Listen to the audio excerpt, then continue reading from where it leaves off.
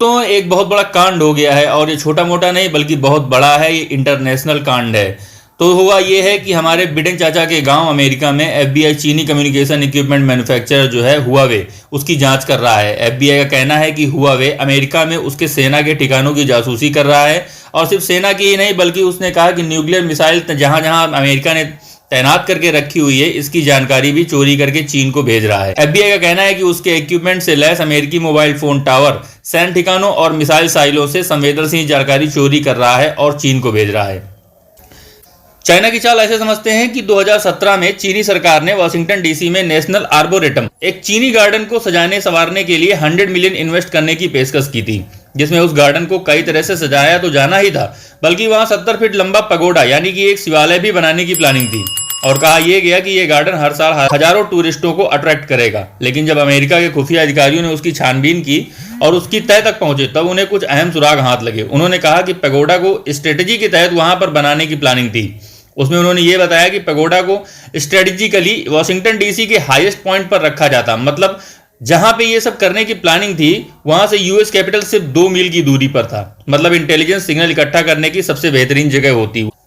तो उसमें हुआ यह कि एफबीआई के अधिकारियों ने चुपचाप उस प्रोजेक्ट को वहीं पर दफन कर दिया। एफबीआई का मानना है कि पिछले कुछ सालों में अमेरिका में चीनी जासूसी बहुत बढ़ गई है। एफबीआई अधिकारियों ने एक बहुत ही इंपॉर्टेंट इंफ्रास्ट्रक्चर के पास चीन की जमीन खरीदने की भी जांच की। एक हाई प्रोफाइल रीजनल कंसुलेट को भी बंद कर दिया, जिसे अमेरिकी सरकार ने यह कहा कि यह चीनी जासूसों का अड्डा है और बहुत ही सेंसिटिव लिसनिंग गैजेट्स का यूज किया सेना की जानकारी पाने के लिए। एफबीआई ने जो भी खुलासे किए हैं उनमें सबसे चौंकाने वाली बात यह है कि मिडिल वेस्ट में अमेरिकी सैन्य ठिकानों के पास मोबाइल टावरों में चीन के बने हुए हुआवे के गैजेट्स लगे हुए थे, जो डिफेंस के बहुत ही स्ट्रॉन्ग कम्युनिकेशन सिस्टम को भी पकड़ सकता था, जिसे यूएस के स्ट्रेटेजिक कमांड के लोग भी यूज करते थे, जो देश के परमाणु हथियारों की देखरेख करता है।